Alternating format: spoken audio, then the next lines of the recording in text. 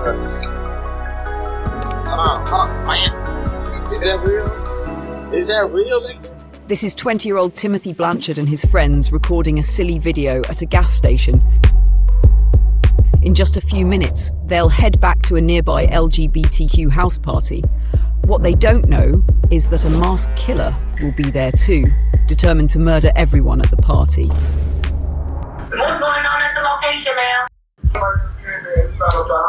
And 2 of my friends are fatally wounded. As the investigation unfolded, detectives would discover the killer's dark secrets and a disturbing recording exposing the sick motive behind the ruthless execution. In the early morning hours, at around 5 a.m. on Saturday, May 25th, 2019, emergency lines in Detroit received a call from Clifton Blair Keys and Armand Matthews, who had just watched their worst nightmare unfold when a gunman barged into their home and opened fire. Can you please have somebody come to this?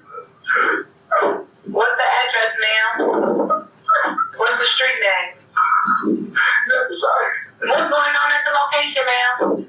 No. I became ill. I apologize. That's okay. Somebody just came in and shot up the house. And 2 of my friends are fatally wounded. They're inside. Okay, thank you. Sir, I'm going to see you to the location now. Are there any injuries? Yes, serious injuries that you can get right here as soon as possible. Please. It had begun the night before when a group of friends had been out on a Friday night party.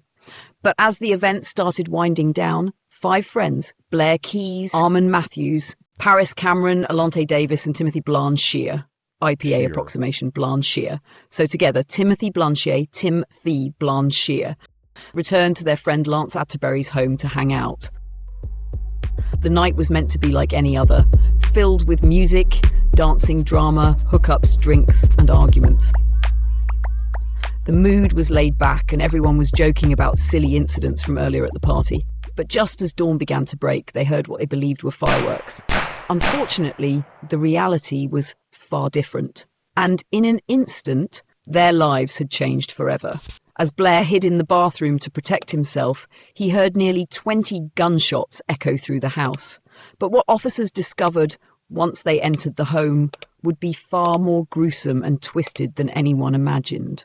21-year-old Alante Davis was slumped over the dining table after being shot twice, while 20-year-old Paris Cameron and 20-year-old Timothy Blanchard lay sprawled across the floor, each having been shot 4 times. It was immediately clear to responding officers that the shooter had been relentless, deliberate, and focused on killing everyone inside. But what they didn't realise was that the motive behind the attack would turn out to be far more shocking than anyone could have expected. Unfortunately, Alante Davis and Timothy Blanchard had already died from their injuries by the time officers arrived. Paris Cameron was still breathing and was rushed to the hospital, but she too later succumbed to her wounds. Now facing a triple homicide, officers knew they had to act fast. An armed and dangerous suspect was still out there and more lives could be at risk before the day was over. Not wasting any further time, detectives brought in Blair Keys and Armand Matthews, the only 2 surviving witnesses who had called 911 while hiding, hoping they could help identify who would want to carry out such a brutal attack.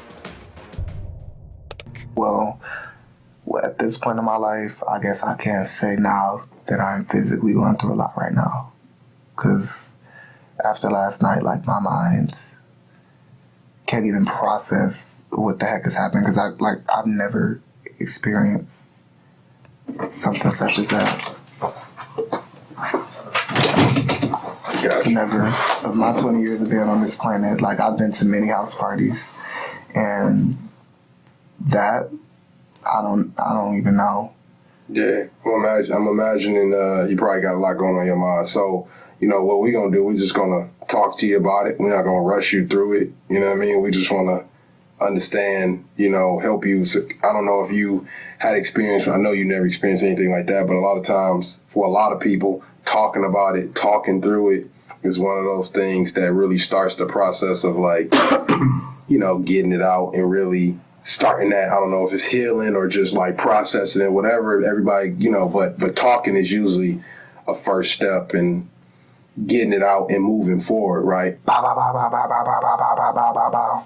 Mm-hmm. Like repeatedly, like bow, bow, bow, bow, bow, bow, bow.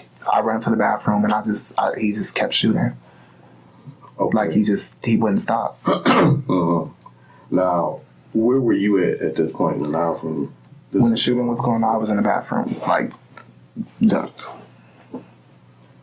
Did you run into the bathroom? Okay, where were you before? So this is the table, and it was like chairs surrounding it. So Right by the TV. yeah, it was like a TV behind me, a table. Then this was the table that we were sitting by. So I was sitting on this side of the table. Mm-hmm. And there's that bathroom immediately. Yep, the over bathroom was there. literally right there. Okay. And Paris was sitting on this side. Armand was sitting at the far end. And Tay was also sitting right here by Paris. Timothy was sitting over here by me. Mm-hmm. The man was coming from this way, shooting. That came in. They all ran that way. I ran this way. Now, I had the clearest pathway to get shot. Mm-hmm.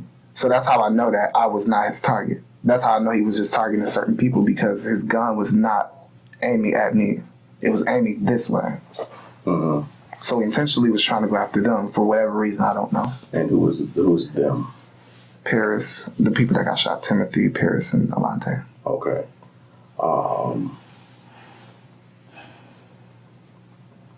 Paris, Timothy, and Alante. Out of those people, who are the people that were participating in the festivities? All three. All three. Okay. Describe this person that came in and did that. All I really saw was his eyes. I saw that he had on a black ski mask and a hat, maybe a black coat, like all black, but I couldn't really tell him out because I was too busy trying to react. And okay, we'll work through that. When this person came in, what did he say? He didn't say anything. Mm-hmm. He just, all you hear is footsteps and gunshots. And then after that, after the gunshots stopped, you just hear him walking out, slam the door. Okay. Literally didn't say a word.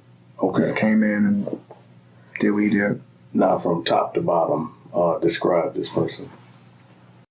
And I know during a moment like that, I mean, you're trying to glance at somebody, but at the same time, you're trying to get the hell away. So, you could be mistaken. I don't know. Yeah, because he actually, it was about 5. He was shooting so fast, it was already 5 gunshots that was shot before I could even react. Mm-hmm. We were still sitting there having a conversation while while the shooting was going on. That's how fast it happened. Like we didn't even know that he was in the house.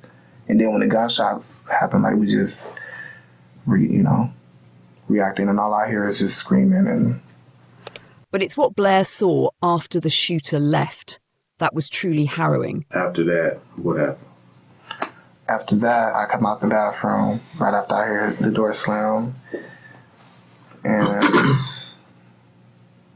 well, I instantly knew somebody got shot because all you could see was, like I said, blood coming literally through the wall into the bathroom. Mm-hmm. So I went out there and I lost it. Because like I said, the closest I done got to seeing a dead body is a funeral. I've never seen, I'm not going to say that they're dead. No, I'll take that back. I've never seen somebody bloody, just lose so much blood. I've never been in that type of situation. So the only reaction that I had was to call 911. Mm-hmm. And that's what I did. And I was just trying to follow every direction that they was doing while I was breaking down. Mm-hmm. Then I had to go downstairs and check and see if Armand and Miami was okay. Miami was on the floor in the basement. Miami, which is Timothy. Oh, okay. Miami is Timothy. What happened? Just from your standpoint, what happened and what did you see? As far as the shooting went, Mm-hmm. I really didn't see anything. All I saw was the guy walking towards us shooting, and then I walked. Oh, I'm sorry. After. Not really much of nothing. It was just. You called 911? I just called 911 and I just, I was freaking out. I was just telling them, they were asking me all these questions. I didn't really know how to answer them because, my mind could not keep up with what was going on. So I was just can y'all just please send an ambulance? That's all I'm asking. I'll do whatever y'all tell me to do, but I right now I can't answer these questions. When detectives spoke with Arman, he shared a similar account, describing how he desperately tried to save his friend Timothy Blanchier after he was shot, as they both attempted to hide in the basement. So, you know we're for the homicide unit, right? We're investigating what happened last night. Yes, over on that, sure.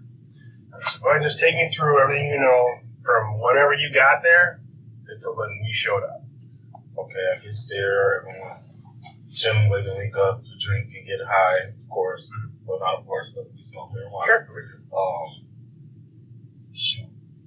We waited on folks to pull up. By the time they got there, it was a little music going on. And literally, my friends were sitting in a chair, gunshots were fired. I'm sorry, I threw back. Paris' cousins, they came, a light-skinned guy, one of another friends, Paris' friends came, short, light-skinned with braids. They just did it. Just did what? Okay. I don't mean to say it like that. No, that's fine. Yeah. Okay. That's what happened. Shit. Waited. I got an altercation with the boyfriend, and it wasn't a big deal. We just had some words. I don't really like you that much. One of those conversations. He left. Plans to come home. Literally a minute or 30 seconds before I called the cops, which is around, I say, 4:56, 4:57. That's when gunshots were fired, and I heard about 8 to 10 shots, I believe. But I wasn't really paying attention because I was just trying to run. I was trying to pull Miami with me because we both went in the same direction. With Timothy, I tried to pull Timothy with me because we both went in the same direction. And that's when I noticed blood. I tried to hold the pressure until cops got there. I never got a description of who the being was that came in the house. My friend said all he seen was his eyes. Thursday night, Friday morning, at a hotel party. After the hotel party, what time does that go until? They picked you up, what you said, 3, 4 in the morning? Yeah, we brought up in Atlantis house about 3 or 4. Shit, if I'm probably wrong, it's probably 2, 3 or 4. But still, everything was cool then. Okay. Everything was cool all the way to the gunshots. I'm not even really the bullets, gunshots. So 8 to 10? About 8 to 10 shots. You didn't know who the shooter was? You never saw him before? You never... The way I was in the wall, I couldn't see the front door at all. What was going on at the house before the shooting happened? We were literally sitting and talking about a bunch of that shit. Walk us down through this. You hear the door open, right? The scream of the house. And then gunshots and footsteps. That's how I predicted, okay, this being came in the house. Okay, so you hear the screen open. Where is everybody else inside the house? We are all in the dining room. 3 of us are sitting over here, and 2 of us are sitting back. Well, Clifton was standing in the back area. Well, next to me behind the wall. When you first walk in the house, there's that half wall right there going past the living room into the dining room. Okay, so how many people are inside that dining room? At that time, it was 5 of us before the guy, the shooter. Neither Blair nor Armin was able to formally identify the shooter. The gunman had been wearing a ski mask that completely covered his face. The only detail Blair could provide was that the shooter had a light skin complexion and brown eyes. Detectives also learned that 2 additional partygoers had spent most of the night at the house, but had left before the shooting began. One of them was the homeowner, 29-year-old Lance Atterbury, along with Brendan Suttles, who had recently met and begun dating Armin.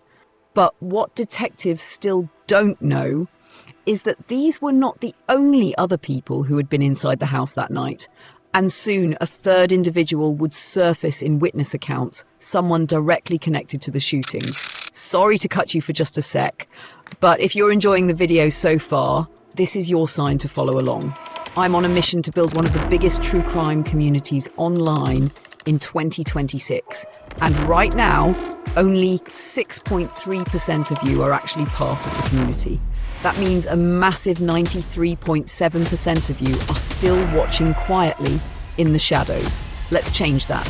Joining is completely free. It takes 1 second, and it genuinely helps these investigations reach more people, so I can keep bringing you high-quality police interrogation and body cam footage broken down through clear, structured analysis. And here's the fun part. you might randomly pop up on screen, just like the viewers right here.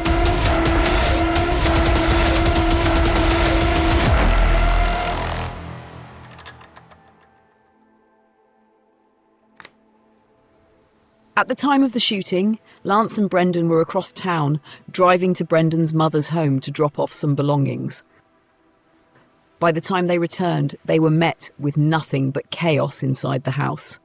That led detectives to conclude that they were not involved in the crime, but were instead witnesses to its aftermath. They could not say the same about Arman and Blair. As the interrogation continued, detectives began to doubt both of them. They were the only two people who had somehow survived such a targeted and gruesome attack, and investigators weren't convinced they escaped by sheer luck. What happened during the shooting? What you mean? Just tell me about the shooting. He walked in shooting, and I ran to the bathroom, and he shot about at least 10, 15 times, and that was it. And I came out, and I instantly called the ambulance, and then I checked to see if he was at the front door, anywhere in the house, and then I tagged my friends. What did the shooter look like? I have no clue. What was the shooter wearing? All black, with a ski mask and a skull cap, from what I could see. With a ski mask and a what again? A skull cap. Did the shooter say anything? Did the shooter say anything? No. Who was shot? Terry, Paris, and Timothy. Where did the shooter go after he shot? All I know is that he ran out the house. All right, so this is the last few questions. And just for the questionnaire, for the official form, do you know who the shooter was? No. Are you the shooter? No. Okay. I guess let's put it like this. Are you the shooter who shot Timothy, Pierce, and Alante? No, I never held a gun in my life. Okay. Never held a gun, never had a gun? Never held or had one. Alright, right? Yes. Alright. Just kind of now going over everything that you tell me. And I'll tell it to you truthfully, okay? Your story's not adding up, man. I'm sorry. That is my 100% truth. So, I'm looking at everything. I'm listening to what Clifton has to say. So watching video. To watching video of everything. It's not adding up. Like what? Like anything that you're telling me right now. Like what? What is not adding up? What? Just what you told us. I mean, that's literally what I know, y'all. I was fucked up. I was drunk as fuck. I really don't know. And maybe you were. I mean, I know everything I told y'all is true. Maybe you were fucked up and everything was maybe a little bit for you. Maybe you made some poor decisions. I don't know. And maybe there was reasons for it. I don't know that either. I just know one thing, is that people make decisions sometimes that are not right, they're not wrong, but they happen. Whatever that might be. And maybe that happened tonight. No. But what you're telling me and what we know is two different things. And all I'm asking for you to do is just be honest. Okay. So tell me. What do you want to know? Tell me what happened. I literally told you what happened. A guy walked in, opened fire, 30 minutes before Brendan and Lance left. And he came in, I don't know what the heck he got. It just looked like Clifton said he'd seen his eyes. The guy came in, he opened fire. I could not really see him at all. I got up, I left after I heard the first gunshot, and I kept hearing him as I was running down the stairs. So,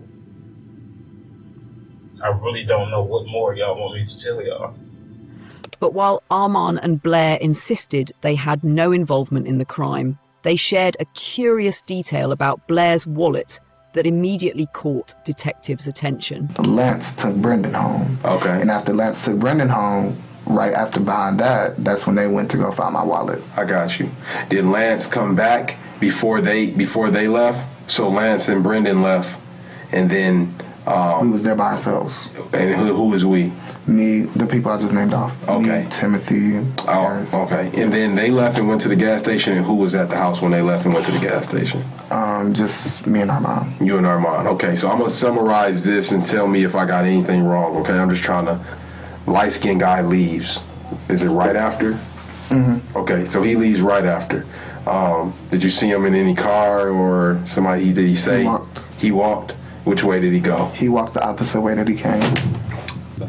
So the 5 of you guys, Timothy, Alante, Paris, Clifton, you guys They never did leave the leave. house. His wallet was missing. They went back to the BP gas station, ran back cameras, and the cameraman had his wallet behind the counter. And that's on surveillance.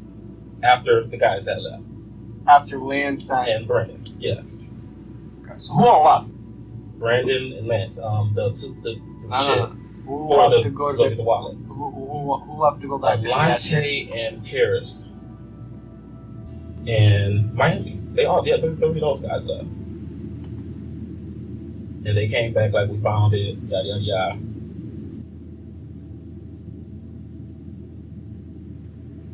Did they retrieve the wallet? They got the wallet, but no money was in it. Okay. Whoever found it took all the money out, just turned it in. Okay, so who stayed at the house when them 3 left? Me and Clifton. Anybody else? No. Again, detectives could not shake the feeling that Armand and Blair were involved somehow. Why else would they stay back at the house while the victims went to retrieve the wallet from the store? To investigators, it looked like the perfect window for something to be set in motion, especially since, by their own account, the shooter arrived only moments after the trio returned. But as detectives spoke with Lance, the homeowner, they discovered something important. When the victims left for the store, they hadn't returned alone. Paris had met someone there and invited him back to the house. Can you describe him? Yeah, physical being, how he looked and what he was wearing.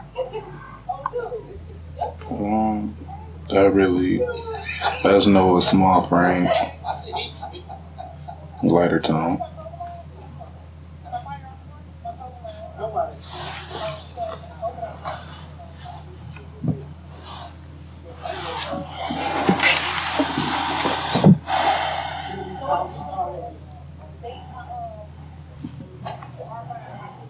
You remember what he was wearing?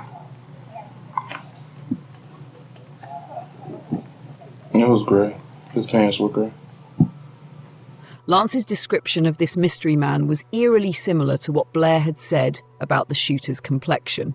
And when detectives checked with Blair and Armand, both stated that this man had left the house shortly before the shooting began. To verify the story, detectives requested surveillance footage from the gas station store. But what they didn't realise was that this footage would soon send them on the hunt for a man who would not be easy to find. Earlier that night, the group had made a quick stop at a BP gas station on the corner of Devincure and Mac. While they were there, Paris made a new friend. At 2:40 a.m, surveillance cameras captured Paris and Alante entering the store. Paris was dressed in all black with a Nike cap, while Alante wore a camo-style t-shirt and a hat. Standing in line at the cashier to their left was a young man who had caught Paris's attention. He had entered the store moments earlier, grabbed a juice from the cooler, and was waiting to pay. After a minute or two, Paris stepped away from Alante and walked toward the doorway to speak with the young man, though the cameras could not capture what was said. Moments later, most of the group re-entered the store. Blair led them toward the coolers with Alante and Timothy dressed in pink and Paris following behind. The young man paid for his drink and began heading for the door after briefly chatting with Paris. But as cameras showed him leaving, Paris called out to him and he returned to the store moments later. The group was then recaptured inside the store. While the cameras recorded no audio, Blair later recalled that Paris had been openly flirtatious with the man. When the group eventually left the store, they were seen getting into Blair's car, parked just around the corner and out of view of the cameras. As the car pulled away, Paris could be seen leaning out of the window and calling out to the young man, inviting him to join them at Lance's house for their gathering. You know what the guy's name is? I don't. Devin, Devon, something like that. The young man Paris had invited was 18-year-old Devon Robinson. He had attended the same grade school as Arman years earlier and lived only 2 blocks away from the area. About half an hour after the encounter at the gas station, Devon arrived at Lance's house. Arman and Blair later said that shortly after Devon got there, he went into the master bedroom with Paris, and others eventually joined them. The intimate activities inside the room were no secret to anyone in the house. In fact, the group had joked about it throughout the night. But in the haze of the evening, none of them realized that this seemingly casual encounter would soon tear their lives apart. Investigators then worked to piece together what happened after that night and began tracking Devon's movements. They linked surveillance footage from across the neighborhood, and what they uncovered raised even more disturbing concerns.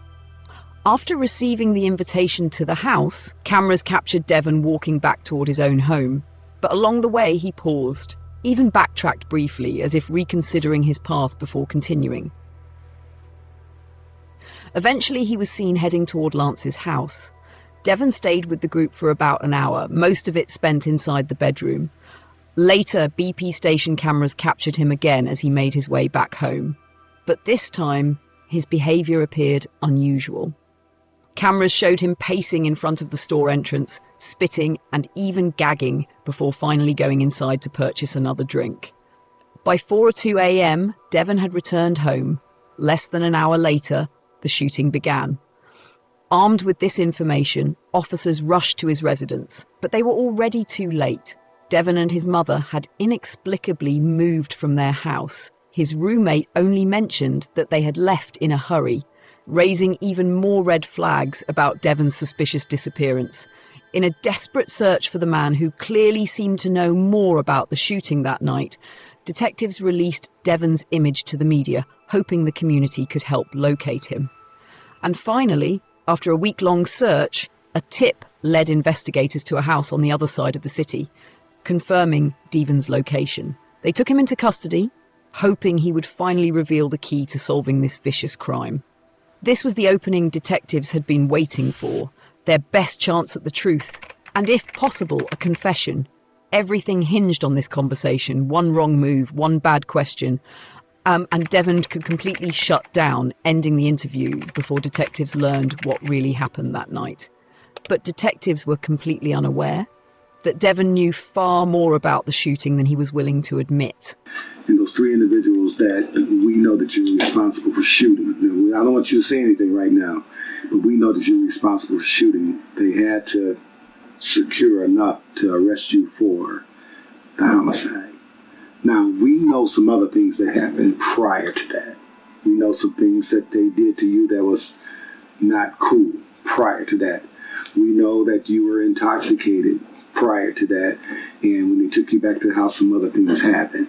Okay, so we know exactly what you did, but we want to know why you did what you did. What was your emotional state during that time at night and everything else, So that's what we're here to talk to you about.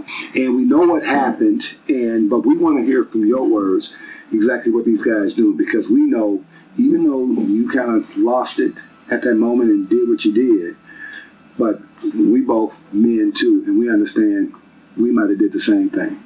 You know what I'm saying? When people are enraged or people are under stressful situation, if you got alcohol or some other drugs was involved, you don't think properly. And sometimes you might do some things that you sit back later on and be like, damn, what the hell have I done? At this point, Devon admitted that he had spent time with Paris in the bedroom, but denied being involved with anyone else. However, detectives had also found his DNA on Timothy, verifying witness testimonies about everyone being inside the room with him. Devon acknowledged that he was a closeted gay man, but he did not admit to the murders or to the motive detectives suspected. that he may have retaliated after feeling quote-unquote used by the group. We want an explanation from you why you did what you did. We were hoping this is a good enough explanation where we can go and advocate for you. But we want the explanation from you why you did what you did. Because we know exactly what you did. You understand that, young man? We know exactly what you did. You and I'm listening to you. Yeah. But I ain't did nothing. You were there longer than you told us. Yes, we got you people leaving. We know people were leaving. And you left. We know that. We also got you coming back and running away from the location, up the street, up the side street. I can't think of the name of the streets right now, but to your mom's house. I mean, clear as day. You can't deny technology. You can't. Damn sure can't, but I know what I didn't and did do. Okay. But listen, though. I'm sorry to cut you off.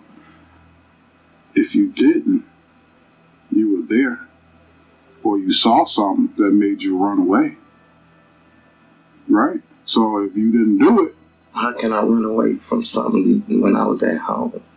Well, maybe you went in and when you went back, maybe you went in and you saw some shit. You saw them shot and you ran out. I don't know. And that's the way you come in. You got to tell us that. When I went home, like literally home. Faced with inconsistencies in his story, detectives confronted Devon with the surveillance footage and pressed him further. The same doorbell camera that captured him returning home shortly after 4 a.m. also recorded a dark figure leaving his house about an hour later. Another camera positioned across from Lance's house captured the front portion of the property. While it did not show the shooter entering, it did record a dark figure running away from the house just minutes after the attack. The timing immediately caught investigators' attention. The figure was seen roughly 4 minutes after someone had left Devon's home only 2 blocks away. Then, at 5:01 a.m., cameras captured someone returning to Devon's house only minutes after the shooting took place. The distance between the 2 homes was only about a quarter mile, meaning someone running could cover it in just over 3 minutes. To investigators, the surveillance footage strongly suggested that the shooter had come directly from Devon's home. So you say after all this happened, you leave, everybody started leaving, right? You leave, you go home, and when you go home, what do? Take a shower and go to sleep. Take a shower and go to sleep. And you at home that whole time, right? Yes. Until what time? Until like 11 o'clock. A.M. A.M. Next morning? Mm-hmm. Well, same morning.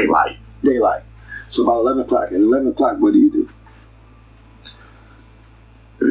I go down to I'm talking about where you stay at.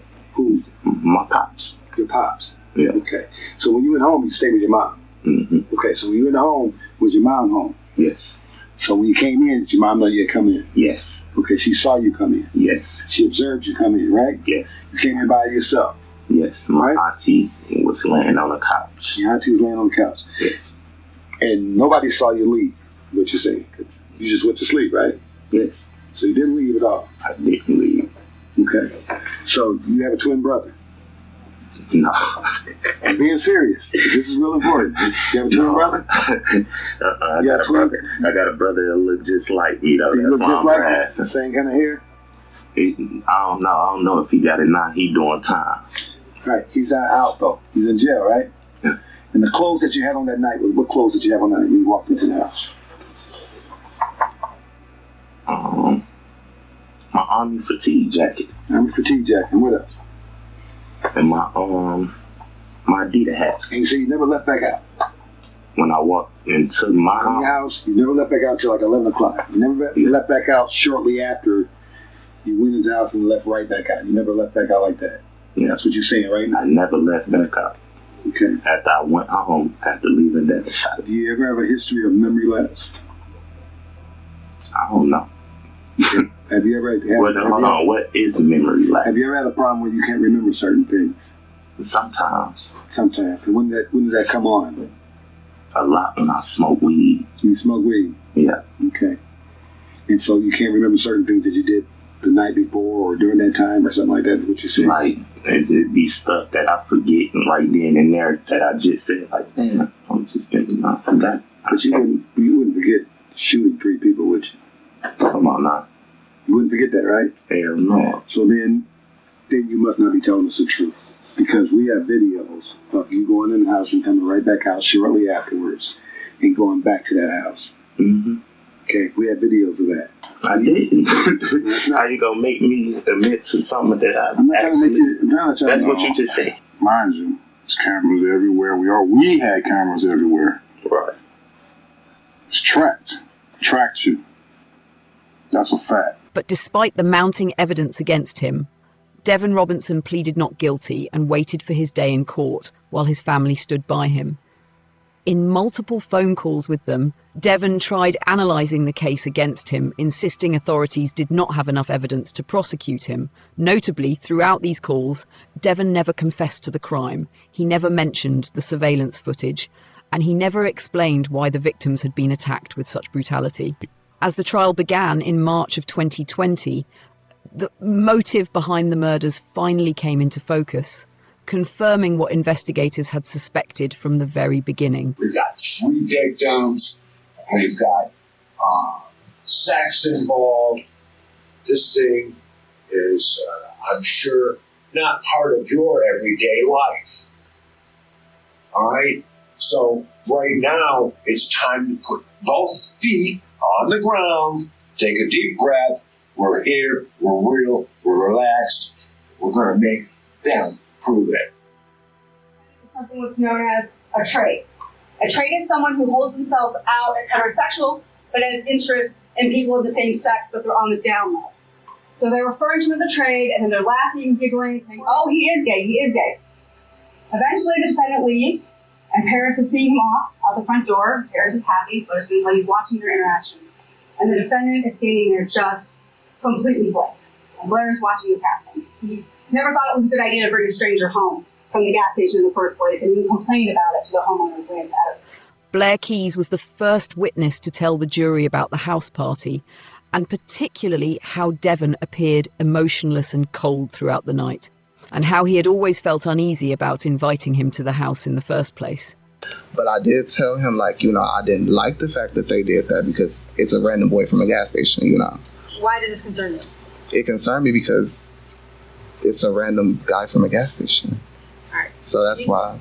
To these individuals that are... No, the whole time he's not saying anything. He's just sitting there, chilling the whole entire time. Not an emotion in his face. Did you and Paris talk amongst yourselves in front of him saying he's gay, he's with it? No. We were downstairs. Okay. Talking about that. Did you ever talk about it upstairs? Did you ever giggle about him upstairs? No. Blair then described what happened when a gunman suddenly walked through the door and opened fire. Me, Paris, Alante, Timothy, and Armand. All right, and while you're sitting around laughing about this situation, what happened? We hear footsteps. We think it's Lance. We hear, mind you, it's kind of close to July, so we hear little firecracker noises. It wasn't a big gun, but it was pow, pow, pow. So we thinking it's Lance playing a joke. But then we see a guy with a ski mask come in. Objection to weed. Okay, what do you see? I see him coming in with a ski mask, and... Does this person have a weapon? Yes, he was shooting. What did you do? I was in a 2-second shot. That's how I got a good glance, at least at his, at his eyes. That's how I remembered. And then after that, I had ran into the bathroom. Are you able to identify the person who was the shooter that night? Yes. Why? Only by skin complexion and eyes. And what did that look like to you? It looked like the same boy that came with the body. The person sitting in the courtroom today, the defendant, Mr. Robinson? Yes. You didn't see the face of the shooter, did you? No, but I got a good... I'm asking, did you see the face of the shooter, yes or no? No. You really didn't look at who was shooting, correct? I glanced. Yes. A 2-second shot and glance. And then I ran. We're sitting there, and next to, literally, this is all we were doing was sitting there, and that's when the gunshots took place. I I was in the dining room area. I really could not see the front door. Blair seen everything. When I seen the gunshots, I immediately, first we were all, we were like, what are they? Fireworks? But, I grabbed Timothy and I rushed down to the basement and I had him with me. When we were running down the basement, he was saying something to me. He immediately stopped talking. He grabbed my hand and put my hand where the bullet shot was on his chest. Indicating for the record your hand is on your chest. Yes. And I held pressure. I ran back upstairs because I heard Blair screaming. I ran back upstairs to make sure everything was all right. I see Tay and Pierce curled up in the corner. I called 911. I stayed on the phone with 911. I ran back downstairs. I held pressure on my hand because he was still breathing. He was looking at me. And I held pressure on him. And I stayed on the phone until the cops got there. When the cops got there, she put her guns in my face and didn't take pressure off of Timothy. And my belief that is when he really lost his life. Because once I moved my hands off his chest, the blood was rushing a lot faster than what it was. And she put her gun to me, told me to. But despite Devon insisting he did not kill the victims, prosecutors argued the motive was obvious. They believed Devon thought the victims had mocked him for hiding that he was a gay man, something they argued triggered the violent attack. Moreover, the surveillance footage continued stacking evidence against him. Cameras showed someone leaving Devon's home and heading toward Lance's house around the exact time the shooting occurred. No alternate theory was presented, and no witnesses could account for Devon's whereabouts during that time. To get dressed in black clothing, head down towards Brunswick, over to Devonshire, kill all these people, come running back out towards Buckingham, back in the house. Again, you would have to believe, after all of this, that some random person went for an 8-minute walk at the exact time of the shooting. That's not what happened. This is the defendant. The defendant did this. And it didn't take the jury long to return with a verdict on all counts. How do you find the defendant, Devon Robinson, as to count 1, homicide, murder, first degree, premeditated, Alante Davis? We find the defendant guilty. How do you find the defendant as to count 2, homicide, first degree, premeditated, Timothy Blanchard? Guilty. And as to count 3, homicide, first degree, premeditated, Paris Cameron? Guilty. Devon Robinson was sentenced to 3 life terms without the possibility of parole for first-degree murder, along with 10 to 20 years for 2 counts of assault with intent to murder, and an additional 2-year sentence to be served consecutively for felony firearm. If you found this case interesting, you need to check out the video on your right. The story viewers said they couldn't stop thinking about, or check out this one on your left, our newest investigation, a case that somehow gets worse every minute.